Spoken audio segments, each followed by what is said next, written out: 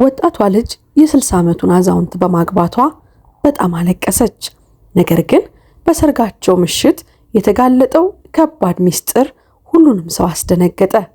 ሰላም ለሁላችሁም ይሁን ውድ የአበናብ ክሮኒክልስ ቤተሰቦቻችን፣ ዛሬ ለእናንተ ልዩ አስተማሪና እጅግ የተለየ ታሪክን ይዤላችሁ ቀርቤያለሁ። ይህንን ታሪክ ከአንድ ጊዜ በላይ በጣም በተደጋጋሚ ሰምቼዋለሁኝ። ሕይወት እጅግ የማይታመኑ ታሪኮችን የማገላበጥ መንገድ ስላላት እንዲህ ያለ ነገር ሊከሰት ይችላል። ታሪካችን የሚጀምረው እንዲህ ነው። በአንዲት የቻይና ከተማ ዳርቻ ዝቅተኛ ገቢ ባለው ሰፈር ውስጥ ሁለት ልጆች ያሏቸው ባልና ሚስት ይኖሩ ነበረ። በጣም ድሆች ነበሩ። ወላጆቹ ሁል ጊዜ ጠንክረው ይሰሩ ነበር።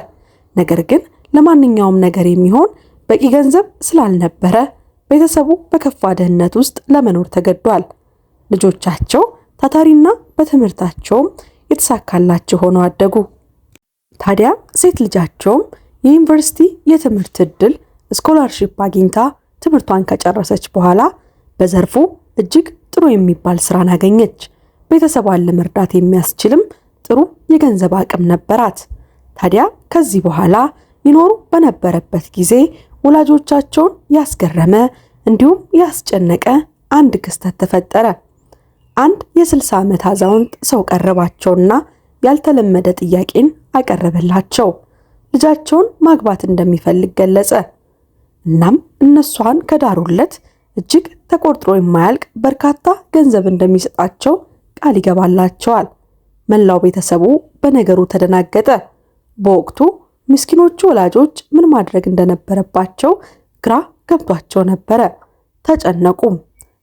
ትንሿን ታታሪዋንና ጎበዟን ልጃቸውን በገንዘብ ለመለወጥ ተገደዱ። ነገር ግን እንዲህ ላለ ጥንታዊ ሙሽራ ካልተጠበቀው እንግዳ ጋር ካደረጉት ንግግር ከጥቂት ጊዜ በኋላ እናትና አባት ለልጃቸው ደውለው የተፈጠረውን ሙሉ እውነትን ነገሯት። ዛል ነገሩን ስትረዳ ነገሩ ሁሉ ድንግርግር አላት፣ አጠራጠራት። እርሱ ምን ያህል ዕድሜ እንዳለው ስታውቅ ይበልጥ ደነገጠች። በከተማው ውስጥ እጅግ ሀብታም ሰው መሆኑን ስትረዳ ወጣቷ ልጅ አምረራ አለቀሰች። ስለ መጥፎ ዕድሏ ታስብም ነበረ። ይህ ድርጊት ለወላጆቿ ብቻ ሳይሆን ለወንድሟም እንደሚጠቅም አስባ ነበረ። ምንም እንኳን ሌሊቱን ሙሉ ስትነፋረቅ ብታድርም የሚሰጣት የሚያቀርብላቸው ገንዘብ እጅግ በርካታ በመሆኑ ለአንዴና ለመጨረሻ ጊዜ ወላጆቿን ከድህነት ለማውጣት በነገሩ ተስማማች። በዕድሜ የገፉት ጨዋ ሰው ንባብ የሚወዱ በመሆናቸውና በሕይወታቸው ሙሉ ከፍተኛ የአካል ብቃት እንቅስቃሴ በማድረጋቸው በጣም ተገርማለች። ለወጣቷም የነበራቸው ረቂቅና ትኩረት የተሞላበት አያያዝ የወደፊት ባሏ ሁልጊዜም እንደሚያከብራት በግልጽ የሚያሳይ ነበረ። እርሱ አስተዋይና አሳቢ ትሁት ሰው ነበረ። ምንም እንኳን የመጀመሪያ ቢሆንም ያ የማይቀረው የታሰበው በርካታ ሰዎች ያወሩለት እሷም ፈርታ ለቤተሰቦቿ ስትል የገባችለት የሰርጉ ቀን የማይቀረው ቀን ደረሰ። እናም ሰርጓ በተለያዩ የተደበላለቁ ስሜቶች የታጀቡ ነበረ። በመካከላቸው ያለው ሰፊ የዕድሜ ልዩነት መቀበል ከብዷታል።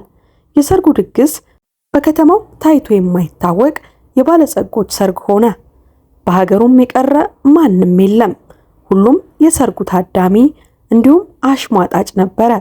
ያላቸውን የዕድሜ ልዩነት እያነሳ የሚያወራ እንዲሁም የእሷን ድህነት አጉልቶ የሚያወራና የባልየውን የዕድሜ ባለጸግነት እጅግ ደጋግሞ የሚያወሩ እጅግ በርካታ ስሜቶች የነበሩበት ድብልቅልቅ ያለ ደሞ ማራኪ ሰርግ ነበረ። በሰርጓ መድረክ ላይ ተቀምጣ ስለ ሰርጉ ምሽት አጥብቃ ተጨንቃለች። ነገር ግን ያ የማይቀረው የሰርጉ ምሽት የጫጉላ ቤታቸው ላይ ሲደርሱ ሁሉም ነገር ተቀየረ። ባሏ ወደ መጸዳጃ ቤት ለመሄድ ክፍሉን ለቆ ወጣና ለረጅም ጊዜ ሳይመለስ ቀረ። በዚህ ጊዜ ሻኦ መጨነቅ ጀመረች። ሙሽራዋ በጣም ፈራች። ከዚያም ፈጽሞ ልትረሳው የማትችለውን እጅግ ያስደነገጣት ክስተት ተከሰተ። የመኝታ ቤቱ በር ተከፍቶ ቀጭን ወጣትና መልከ መልካም ሰው ገባ። ወጣቷ ልጅ በጣም ከመፍራቷ የተነሳ ብርድ ልብስ ውስጥ ገብታ ተሸሸገች። ልቧ በደረቷ ውስጥ በኃይል ይመታ ነበረ። ሰውየው ወደ እርሷ ተጠግቶ ከንፈሯን ሳማት። ሻኦ ልትጮህ ምንም አልቀራትም ነበረ። ነገር ግን እርሱ ድንገት ሲናገር ድምፁን ስታውቀው ትንፋሿ ተቋረጠ። በድንጋጤም ተዋጠች። ድምፁ የዚያ ያረጀ ባሏ ድምፅ መሆኗን አወቀች። እንዴት ሊሆን ይችላል ብላ በጣም በአግራሞት ጠየቀችው። እንዴት ያለ ብልህ የተንኮል ድራማ እንደሆነ በዝርዝር አስረዳት። ነገሩ ጎመዝ የሜካፕ ባለሙያ ለረጅም ጊዜ ሲሰራበት እንደቆየና መልከ መልካም ወጣቱን ወደ አዛውንትነት እንደለወጠው ታወቀ። የሱ የትልቅ ሀብት ወራሽ ነበረ። ሴቶች ወደ ሀብታምና ቆንጆ እንዲጎርፋሉ። እርሱ ግን ከሀብቱ ይልቅ ለነፍሱ የሚጨነቅለትን ሰው ማግባት ፈልጎ ነበረ። አንድ ቀን ሻኦ የምትሰራበት ቢሮ ገብቶ በጣም ቆንጆ ወጣት ስለሆነች በፍቅሯ ወደቀ። ተከታትሏትም ቤቷን አወቀው እና እሷም ለቤተሰቧ የገንዘብ አቅም ስትል ብቻ አዛውንቱን ለማግባት መወሰኗን አስተዋለ። ነገር ግን በልጅቷ ውስጥ እውነተኛ ደግ ባህሪ እንዳለም ተረድቷል። ስለሆነም ይህንን አስገራሚ ሙከራ ሊያደርግባት ወሰነ። የሰርጉ ስነ ስርዓት እንዳበቃ ይህ ክፉ የሚመስል ግን የፍቅር የታከለበት ሴራ ለሙሽሪት ገለጸላት። እናም በጉልበቱ ተንበርክኮ ይቅርታ እንድታደርግለት ለመናት። እርሷን በጣም ደነገጠች፣ ግን በተመሳሳይ ደግሞ እጅግ በጣምም ተደሰተች። በአስማት የተፈጠረ የሚመስል እውነተኛ አፍቃሪ ቤተሰብ ተመሰረተ። ሰዎች በውጫዊ ገጽታቸው ብቻ ሊፈረዱ አይገባም። በሁሉም ሰው ውስጥ ያለው ማንነት ወይም ነፍስ ለማየት ጥረት አድርጉ። ጥሩ ካደረጋችሁ ያ መልካምነት ወደ እናንተ መመለሱ አይቀሬ ነው። በሌሎች መፍረድ ማንነታችሁን ይገልጻል። ሰዎች ሌሎች ላይ መፍረድን ይወዳሉ። እኔም ሌሎች ላይ መፍረድ ስጀምር ወደ ኋላ መለስና ይህንን ታሪክ አስታውሳለሁ። ለራሳችሁ ታማኝ ከሆናችሁ ምናልባት ከዚህ ታሪክ ትምህርት ትወስዳላችሁ። በሙሽራዋ የሰርግ ቀን የሙሽራዋ ወላጆች ላይ እናትና አባቷ ላይ የሹፈት፣ የዛቻ፣ የስድብ እንዲሁም እንዴት ያሉ ወላጆች ናቸው ልጃቸውን ለገንዘብ ብለው የሚድሩ እያሉ ሲዘባበቱ የነበሩ እነዛ የመንደራቸው የሀገራቸው ሰዎች በልጃቸው የሰርግ ቀን አፈሩ። ሁሉም ይህንን ታሪክ ሲሰሙ እጃቸውን ባፋቸው ላይ ጫኑ። ምክንያቱም የኛ ግምገማዎች የራሳችን ስንጥቆች፣ ፍርሃቶችና ድክመቶች የሚያሳዩ ናቸውና አብዛኛውን ጊዜ ሌሎችን በጭካኔ የምንፈርጃቸው ራሳችንን በጭካኔ ስለምንገመግመው ነው። ታዲያ ይህንን እንዴት እንለውጠው? ሁልጊዜ ለማወቅ ጉጉ ይሁኑ። ስለ ፍርድ የዋህ ሁኑ። ሰውን ፈጽሞ አለመፍረድ ይቻላል ብዬ አላምንም። ያ ትልቅ ግብ ነው። ነገር ግን የኔ ዓላማ ሊተገበሩ የሚችሉ መፍትሄዎችን መጠቆም ብቻ ነው። በሚቀጥለው ጊዜ ሌሎች ለመፍረድ ሲቃጡ ይህንን ቀላል ነገር ያስታውሱ። የፍርድ ስሜትዎን ትተው ለማወቅ ጉጉ ይሁኑ። የፍርድ አፋችንን ይዘጋልና ነገሮችንም በትክክል እንድንረዳ ያደርገናል። እውነቱን ለመናገር አብዛኛው ሰዎች ላይ የምንጠቀመው ግምት ያልተሟላ መረጃ ላይ የተመሰረተ ነው። ሰዎች የማይረባ ወይም ሞኝ ድርጊት ሲፈጽሙ ባየን ቁጥር ለመሆኑ የዚህ ሰው ችግር ምን ይሆን ብለን አናስብም ሁላችንም። ይልቁንም ነገሩን በራሳችን ግምት ወስደን መፍረድ፣ መገምገም ይቀናናል። ይህንን ከንግግር ወደ ተግባር ሲቀየር ማየት ከባድ ሊሆን ይችላል።